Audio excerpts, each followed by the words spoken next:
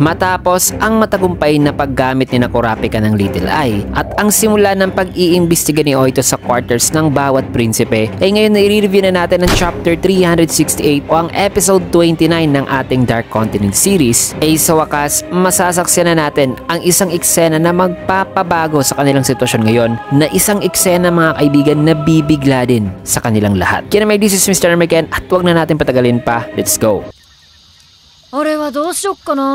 Ang pamagat ng ating chapter ngayon ay foul play. At nagsimula ang chapter dito kay Oito na ginuguhit ngayon ang buong room ng 13th Prince na si Marayam. Iniligay dito ni Oito mga kaibigan ang lahat ng mga importanteng impormasyon na ayon sa isipan ni Oito na ang 13th Prince daw na si Marayam ay may Nenbis daw na mala dinosaur na halimaw. Ang itsura mga kaibigan. May 18 rin daw itong guards sa loob kasama na ang mga hunters dito. At 6 din daw ang katulong nila. Dala pa rito sa isipan ni Oito na sumobra raw sa 15 limit ang guards dito sa 13th Prince. Na baka dahil daw sa hiniram daw nito ang guards ng ate nito na si Momose. Na kung tama raw ang kanyang iniisip ngayon ay nasa 6 na lang daw ang guards na naiwan kay Momose. Habang nagsusulat dyan si Oito ay sa isipan naman ni Babi Mayna ay wika niya na kahit gamit niya raw ngayon ang kanyang N ay di pa rin daw niya malaman-laman kung ano raw ang sinusulat ngayon ni Oito. Maya-maya pa'y nabuklat na si Oito ng bagong page kung kaya't napasabi rito si Kurapika sa kanyang isipan na isang bagong page. Meaning tapos na raw si Oito sa pag-iimbestiga sa quarter ng isang prinsipe at ngayon ay alam na raw niya o nila kung ilang tao raw ang meron ang prinsipe Marayam. Subalit gumugugol daw ng mahigit 1 oras si Oito mga kaibigan para matapos lang ang pagsulat at pagguhit sa lahat ng impormasyon dito sa quarters ng 13th Prince. At ngayon ay halos 3 oras na raw ang lumipas simula nung pinapula niya ang kanyang mga mata.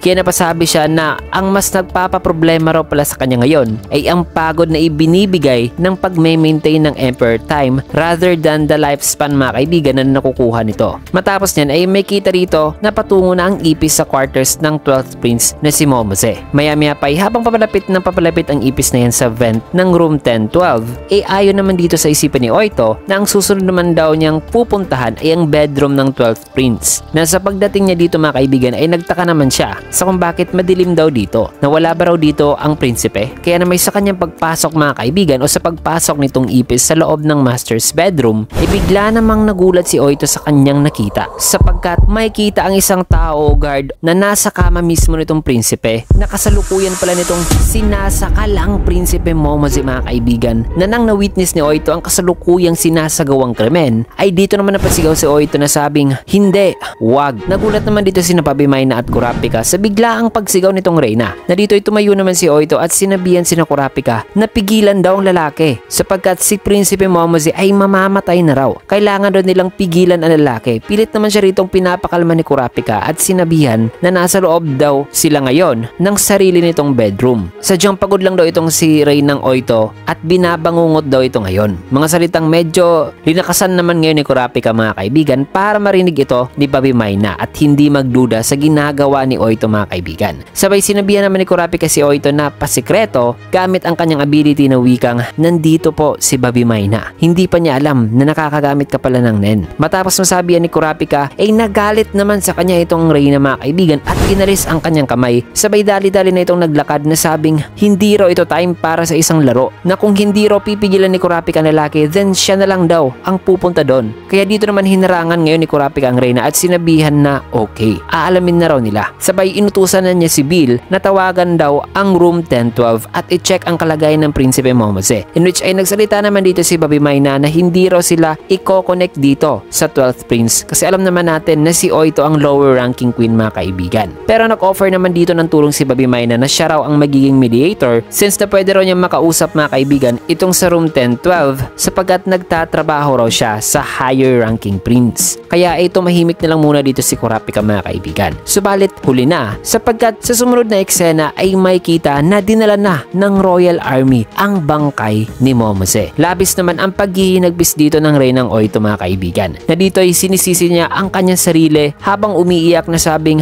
mapipigilan daw sana niya ang krimen. Masasalba daw sana niya ang buhay ng prinsipe. Matapos dyan ay sinabihan naman ni Bill si Kurapika na ang cause of death daw ng prinsipe ay suffocation. Dahil pa ni Bill na lagi rong nakagwardya ang mga guards ng Prinsipe Momose sa labas ng kanyang kwarto habang natutulog ito. At bukod daw sa 2 guards guards na naka-off duty sa panahon na yon, ang testimonya raw ng 4 na guards na nakabantay noon ay pare-parehas lang daw o nag-match daw talaga. Na yun na nga ay wala raw talagang taong pumasok sa room ng prinsipe sa mga oras na yon. Ayon pa kay Bill na isinumbong na raw ng ina ni Momose na si Queen 70 sa hari na ang 6 raw ng mga guards ay nagsasabwatan daw. Kaya itong 6 na guards ay dinala na sa custody para isalang sa korte. May kita naman dito ang Queen 70 na sinisigawan ang mga guards na sabing patayin nyo silang lahat ngayon din. Habang dito naman sa isipan ni Kurapika ay sabi niya na kailangan daw talaga nilang maging mas maingat pa ngayon kasi napaka-perpekto nga raw ang timing na isinagawa ang krimen. Maya-maya pa ay nakipag-usap naman dito si Sakata kay Kurapika na sabing,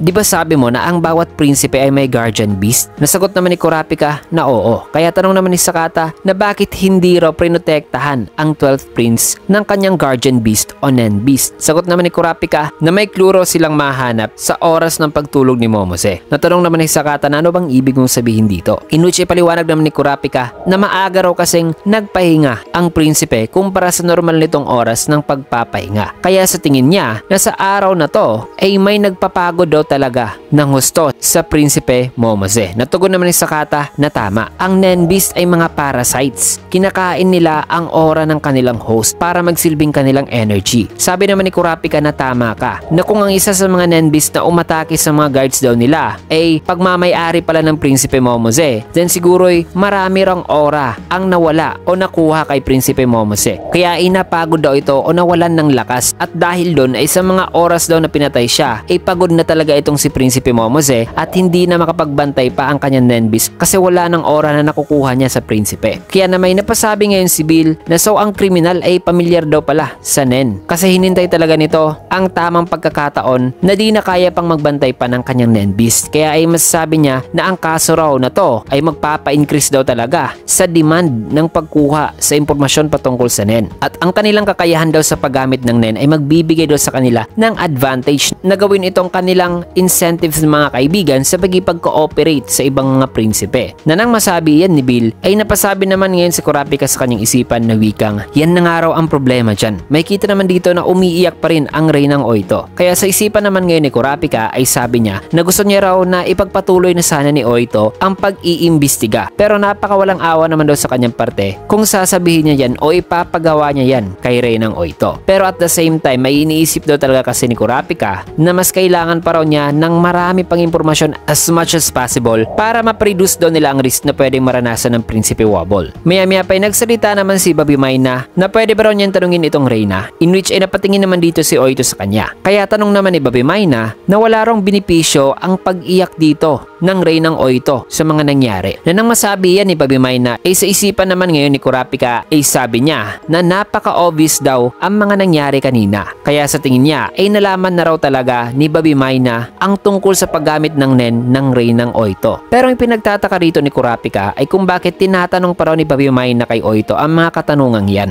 Kaya dito na sumagot si Oito na sabing walang benepisyo. Well, sa mga taong katulad nyo na nilamon na nitong laro ng survival, parang mali talaga sa inyo ang kagustuhan kong pigilan sana ang pagkamatay ng aking stepdaughter. Sabay tinapos niyang kanyang salita na umiiyak na sabing naiintindihan niya raw sila. Wala na raw siyang dapat na isasagot pa o sasabihin pa sa kanya, which is dito kay Bobby Mayna. Kaya na may dito na sinabihan ni Bobby Mayna si Sakata na tara na Sakata, ipaubaya mo na lang muna kay Kurapika ang pagbabantay sa Reyna kasi hindi raw makakapagpahinga ng maayos ang Reyna kung nandirito raw sila sa loob at sasabihan na lang daw niya si Slaka patungkol dito. Nang masabihan ni Bobby Mayna ay hindi naman nakapagsalita si Kurapika sa desisyon na yan ni Bobby Mayna, lalo na naramdaman ngayon ni Kurapika na tinanggal na rin ni Bobby Mayna ang kanyang N. Kaya ay tinignan niya lang ito mga kaibigan habang papaalis na kasama si Sakata. Matapos niyan ay ini-activate naman ni Oito dito ang Little Eye para ipagpatuloy ang pag-iimbestiga. Nasabi pa nito ni Kurapika na wag daw muna nitong pilitin ang kanyang sarili, in which ay sagot naman ni Oito na para raw kay Wobble ang kanyang ginagawa ngayon, hindi raw para dito kay Kurapika. Maya-maya pa ay may kausap naman sa telepono itong si Bill at sinabihan ito na magsisimula na raw sila bukas 9 AM. Natawagan na lang daw siya ulit nito in 15 minutes from now para malaman nila ang kanilang desisyon. Matapos ang conversation na yan sa telepono ay dito na ipinaalam ni Bill kay Kurapika ang bilang ng gustong sumali sa pagtuturo ni Kurapika ng Nen na 10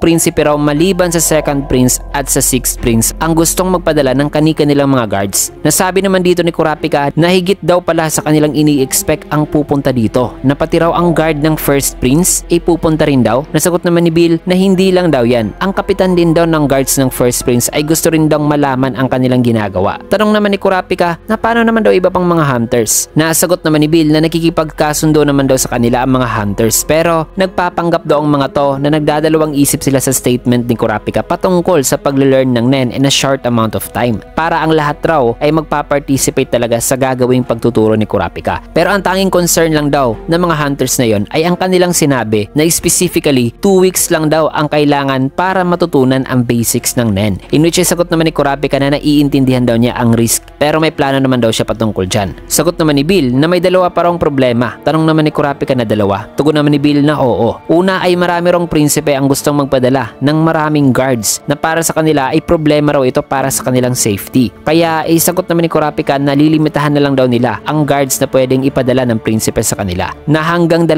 lang mga kaibigan ang limit. Maya-maya pa habang nagsasalita pa dyan si Bill ay bigla namang may naramdaman dito si Kurapika na sabi niya na grabe raw ang sakit na kanyang nararamdaman ngayon, na matindi raw talaga mga kaibigan, na parang napaka-sharp daw ng pain, na hindi na nga raw niya marinig-rinig ang mga pinagsasalita ngayon ni Bill. Na habang nagsasalita ngayon si Bill na sabing at tungkol naman sa third prince na si Zhonglei ay maya-maya pa biglang nagulat si Kurapika sa kanyang naramdaman. Nabigla naman dito si Bill sapagkat diretsong nahimatay si Kurapika dito mga kaibigan. So ang matinding pain na naramdaman niya kanina mga kaibigan ay side effect pala ng kanyang pag-maintain ng Emperor Time. Matapos ng eksenang yan ay makikita naman dito sa sumunod na eksena itong si Hanzo na magkahalong galit, lungkot at inis talaga ang kanyang nararamdaman ngayon, sapagkat kay Prinsipe Momosi talaga ito naka-assign si Hanzo mga kaibigan. Kaya sinabihan naman siya rito ni Bisque na sabing ang pagpapahinga ay parte naman ng kanila rong trabaho. Sagot naman ni Hanzo na kung nandoon lang daw siya sa mga oras na yon ay mapipigilan daw niya sana ang pangyayaring yon. Kaya sabi naman dito ni Bisque na sinunod lang naman daw ni Hanzo ang utos ng Reyna, na wala raw siyang kasalanan dito. Tugon naman ni Hanzo na aatake na naman daw sa susunod ang taong pumatay kay Momose. Nabase raw sa sinabi ni Kurapika at ang testimony mula sa 6 na guards ay ang lahat daw ng yun ay nagtuturo lang daw sa isang konklusyon na ang suspect ay gumagamit daw ng isang clone o doppelganger. Kung kaya't ang paglalagay daw sa 6 na yun sa custody ay hindi raw pipigil sa plano o sa susunod na plano ng kriminal na gumawa ng krimen mga kaibigan kay Momose. In fact, posible nga na ang paglalagay sa kanila sa custody ay maging dahilan pa ng suspect na yon na pumatay muli, in which ay sagot naman ni Bisque na kung iisipin mo talaga kung totoo ngang may double o clone ang gumawa ng krimen, then hindi lang daw limitado pala sa 6 na tao ang suspect dito. Isang salitang nagpa-agree naman kay Hanzo na sa tingin niya na kung sakali daw ipinahid ng suspect sa 6 na ito ang krimen, then binabago na raw nito ang kanyang plano, na kung gusto lang daw talaga ng suspect na mag-cause ng confusion ay ganun pa rin daw, kahit saan dyan ay sigurado raw siya na aatake raw talaga muli ang taong yon. Kaya sa time na ito ay pipigilan na raw talaga niya ang taong yan. Tanong naman ni Bisque na paano naman, habang sa isipan naman ngayon ni Bisque iwika niya na ginagamit lang daw siya ngayon ni Hanzo na parang sumbungan mga kaibigan. Pero mas prefer naman daw niya ang ganito, na idinadaan ngayon ni Hanzo sa salita ang galit nito para maibsan ang risk sa pagwawala nitong si Hanzo. Kung kaya't sumagot naman si Hanzo sa tanong ni Bisque na papaano raw, in which ay sabi rito ni Hanzo na hindi lang daw kasi ang kriminal na yon ang may kakayahang gumamit ng double, na ang pagiging ninja ay ang kanyang tunay raw talagang trabaho. Pero ayon sa kanya, ng isang double na nakokontrol ay nagre-require daw talaga ng maraming kondisyon kaysa sa double na nakaprogram na ang ginagawa nito, na kung nagagawa raw ng kriminal na yon na mamaterialize ang double dito sa loob ng kwarto ng prinsipe kahit na ang original body nito ay nasa malayo, then masasabi niya na ang user ay nasa sitwasyon daw na ang kanyang focus ay nakasentro lang sa pag-maintain ng double nito. Na nang masabi yan ni Hanzo ay sabi naman dito ni Bisque na kung ang kriminal na may double ay isa raw sa 6 na yon, then maaaring ang kriminal ay isa raw sa 2 guard na naka-on break mga kaibigan sa mga oras na yon, sapagkat kung tama nga ang sinabi ni Hanzo na ang pagkokontrol ng double ay nagre-require sa isang user na dapat ay nakafocus talaga ito, then it makes sense mga kaibigan na ang pumatay kay Momose ay ang isa sa 2 to, since na walang masyadong makakapansin sa kanyang ginagawa. Kaya sinabihan na ni Bisque si Hanzo na kung ganyan raw ang kaalaman ni Hanzo sa bagay na ito ay hindi na raw niya pipigilan itong si Hanzo sa gagawin nito. Nasagot naman ni Hanzo Hanzo na alam daw niya, papapagbayarin daw talaga niya ang gumawa ng lahat ng to at ipinapangako niya raw talaga yan. Sabi nitong si Hanzo na nang masabi ni Hanzo ay di na nagsalita pa rito si Bisque. Matapos sa eksenang yan ay sa sumunod naman na eksena dito sa room 1004 ay maririnig naman si Theta na nagsasabing magpahinga na raw muna ito, in which ay may kita dyan ang aura ni Cherednik na ngayon nag-e-ensayo pa rin. Habang sa isipan naman ngayon ni Theta ay sabi pa niya na hindi raw siya makapaniwala, nakukuha na raw nitong si Cherednik ang paggamit ng Diyos sa loob lamang ng kalahating araw. Maya-maya pa nagsalita naman si Cherednik na sabing Theta. Sagot naman ni Theta na po, in which ay sabi naman dito ni Cherednik na wikang may natanggap daw siyang tawag mula kay Zhonglei patungkol sa sinabi ng guards ni Wobble. Nasabi raw ng mga to na kaya raw nilang turuan ang mga tao ng Nen sa loob lamang ng 2 linggo. Kaya tinanong niya si Theta kung ano raw ang masabi niya sa impormasyon na yan. Kasi parang kakaiba raw ito sa impormasyon na binigay nitong si Theta sa kanya. Kasi ayon daw kay Theta na ang pinakamabilis daw na panahon na pwedeng ma-master ng isang tao ang basics ng Nen ay nasa 6 raw na buwan. Nasagot naman ni Theta na opo, yan daw ang kanyang sinabi sa kanya. Natanong naman ni Cherednik na sino raw ang nagsisinungaling? Na nagsisinungaling daw ang mga guards ni Wobble? Sagot naman ni Theta na posible po. In which ay sagot naman ni Cherednik, Noy, tulog ka ba? Tinatanong ko kung sino nagsisinungaling, ikaw o sila? Gusto mo bang mamatay? Pagalit na sabi nitong si Cherednik. Kaya ay dito na nagpaliwanag si Theta na sabing may mga mabilis raw pero napakadelikadong method daw na matutunan talaga ang isang Nen. At siguro ay may ability daw ang guard na yon ni Wobble na kayang mag-develop sa ability ng isang tao. Pero ang sigurado raw siya ay hindi raw talaga isang proper na method ang gagawin ng mga to. Kasi ipinapangako niya raw talaga na ang kanyang pamamaraan ng pagtuturo ay ang pinakatama at ang pinakamabilis. Kaya na may nagsalita naman dito ang kumalma na si Cherednik na wikang, alam mo ba kung anong pinakaayaw ko sa lahat? Ayaw na ayaw ko ang isang babaeng sinungaling. Kaya mapagkakatiwalaan ba kita? Nang masabi yan ni Cherednik ay may kita naman ngayon itong kanyang Nenbis na binabantayan talaga itong si Theta. Kaya ay sumagot naman si Theta na opo. So grabe mga kaibigan, muntik na sana si Theta dito mga kaibigan sapagkat narinig pala ni Cherednik ang tungkol sa sinabi ni Kurapika na kaya niyang turuan o ipamaster sa isang tao ang basics ng Nen sa loob lamang ng 2 linggo. And just like that mga kaibigan, sa chapter na ito ay may namatay na isang prinsipe, ang unang biktima sa succession contest. At mas lalo ring nagiging intense ang mga nangyayari mga kaibigan.